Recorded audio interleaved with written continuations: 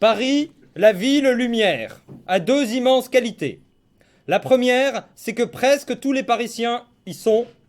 La deuxième, c'est que c'est loin. Et s'il fallait une preuve que Paris est la ville lumière, c'est que Bernard-Henri Lévy y habite. On estime même qu'il y fait nuit chaque fois que Bernard-Henri Lévy quitte Paris pour trouver une solution aux problèmes du monde et aux trous sur BFM TV. Et parfois même quand le soleil se couche pour aller éclairer d'autres villes pas lumière comme Rio ou Châteauroux. Bernard-Henri Lévy. BHL pour les intimes et pour tous ceux qui ne savent pas si Henri prend un Y ou un I de la zone euro. Et quelle importance que l'orthographe. De toute façon, Bernard-Henri Lévy, ça n'est jamais écrit. Pas plus que ça n'est lu d'ailleurs. Non, BHL, ça se voit. Et c'est ainsi qu'il restera dans l'histoire comme celui qui aura compris que l'avenir de l'esprit des Lumières, c'est l'instinct des projecteurs.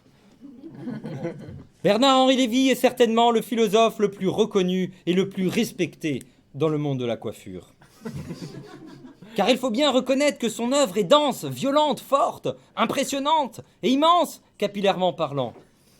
Et quand on parle de BHL, n'oublions jamais que sous le brushing, il y a aussi un homme, et peut-être même un philosophe. Et parler de philosophie sans parler de BHL, ce serait comme parler de fiscalité sans parler de Gad Elmaleh. Ce que Nietzsche a fait à la philosophie, BHL l'a fait à ses cheveux. Tout commence dans les années 70. BHL, qui est un être visionnaire, a déjà un téléphone portable et écrit déjà ses articles avec des idées qui tiennent en 140 signes. Un jour qu'il écrit un article sur une gonzesse sublime, il a une révélation.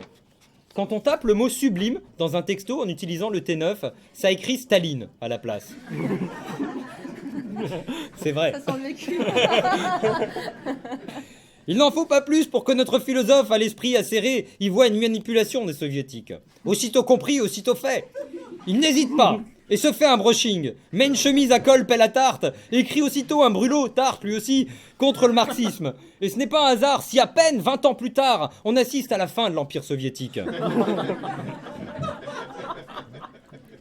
Donnez-moi un stylo assez grand et je soulèverai le monde, s'exclame alors BHL. Ou alors c'était DSK, je sais plus.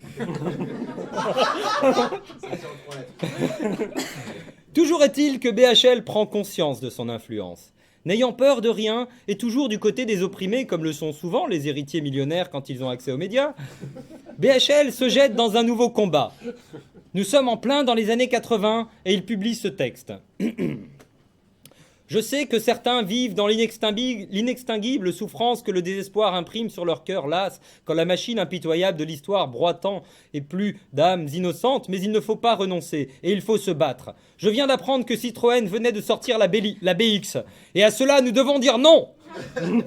Non aux formes angulaires, et 1000 fois non à l'aileron obligatoire. Car qu'est-ce que l'aileron imposé à tous, si ce n'est la forme d'un fascisme rampant citroëno-stalinien, antidémocratique et totalitaire, qui sous prétexte d'émancipation contre la lenteur de l'époque, ne fait qu'accélérer la marche du monde vers l'annihilation finale, comme à d'autres époques, je dis ça, je dis rien, on mettait des ailerons sur des wagons à bestiaux remplis de civils, pour les faire aller plus vite vers des camps sous prétexte de monde meilleur, alors que la modernité allait bon train, elle aussi, et que les bottes écrasantes de la dictature nietzschéenne controversée marchaient sur un monde soumis aux libertés piétinées, et en plus, l'aileron à l'arrière, c'est moche. Chacun en conviendra, quelle harangue forte et quel style. En fait, BHL, on dirait Ségolène Royal qui arriverait à faire des subordonnées relatives. Peu après ce texte courageux, et comme c'est souvent le cas avec BHL, on apprit que BHL avait mal vérifié ses sources, que Citroën ne comptait pas installer l'aileron à l'arrière en série, mais bel et bien en option. Mais peu importe. Le souffle BHLien de l'histoire l'avait emporté sur la tyrannie de l'industriel. Et 10 ans plus tard, l'oppresseur Citroën dut se résoudre à remplacer la BX par la Xantia, sans qu'aucun philosophe ne se dresse contre ce nouveau crime contre l'esthétique. Après ces deux combats majeurs et ces deux victoires arrachées à l'inaction par un texte improvisé sur un bout de nappe à carreaux entre le Dijon et le patron de Libération, BHL sent que plus rien ne l'arrêtera, que lui aussi, dans le pays qui a vu naître Voltaire, Rousseau et Nabila, il entrera dans l'histoire. Car BHL est à l'histoire ce que Frédéric Lefebvre est à la littérature. Un témoin inutile qui ne comprend pas bien ce qui passe, mais qui aimerait bien participer quand même. Oui, BHL écrira tout ce que personne lire parce que c'est trop mal écrit. Il libérera le verbe de tout, même de son sens. Il osera tout, ce sera même à ça qu'on le reconnaît. Il osera même la véritable liberté d'expression, ce qui fera de lui non pas un rebelle en carton, mais un rebelle en chemise blanche. Et concédons que parler librement peut être un acte de courage dans un pays qui aime et défend tellement la liberté d'expression qu'il est capable dans la même semaine d'être Charlie et donc convoquer au commissariat un enfant de 9 ans pour apologie du terrorisme. Nul doute que BHL ose tout et que c'est un homme courageux. La preuve, il a même épousé Ariel Dombal.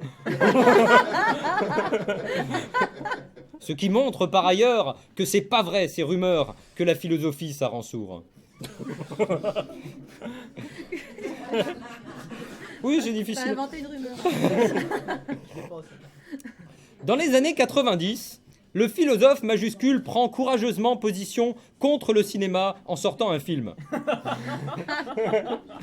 Face à l'échec commercial qui montre bien que les hautes cimes de la pensée ne sont pas accessibles par les cloportes des salles obscures, BHL se venge et fait ce qu'il sait le mieux faire, c'est-à-dire un brushing. Puis il regarde par la fenêtre pour voir le monde, c'est-à-dire qu'il allume BFM TV, et le constat est amer.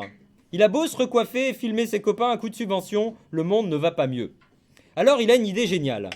Il avale cul sec du Spinoza, du Lévinas, du Marc Lévy, du TF1, une mauvaise biographie de Marc Furgiel, une notice de magnétoscope des années 80, écoute en même temps la playlist de Casa Manolo, repasse une chemise, fait une roulade, se regarde dans la glace, a une érection, se refait un brushing autour de la bite, là a une érection, convoque Ariel Dombal qui ne sait plus où est la tête, où est la queue, forcément, l'entend qui se met à chanter, perd son érection, se regarde de nouveau, revient en demi-molle, lit la dépêche du midi parce qu'il est midi, lit les annonces immobilières, découvre l'existence de Jean-Luc Moudin qui n'en demandait pas tant à une érection. Non, je déconne. Ouvre la fenêtre et engueule un automobiliste qui klaxonne en bas de chez lui parce qu'il est antisémite.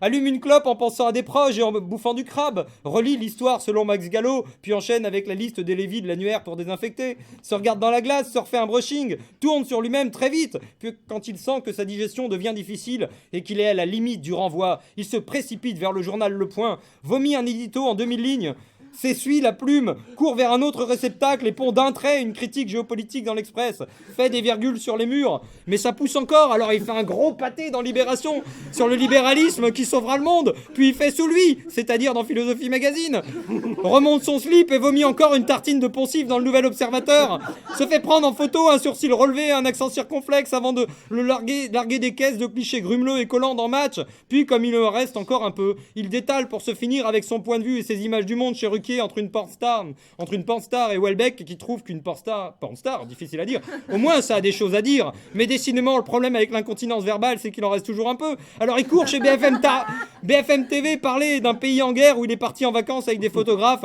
démoule viteuf un ou deux éditos sur le temps qu'il fait, puis retourne enfin chez lui, c'est-à-dire dans sa tête, et ça fait 20 ans que ça dure, bordel.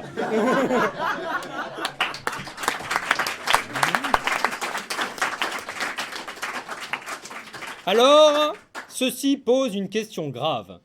Pierre, tu ne peux pas nous laisser seuls avec lui. Pourquoi es-tu parti ?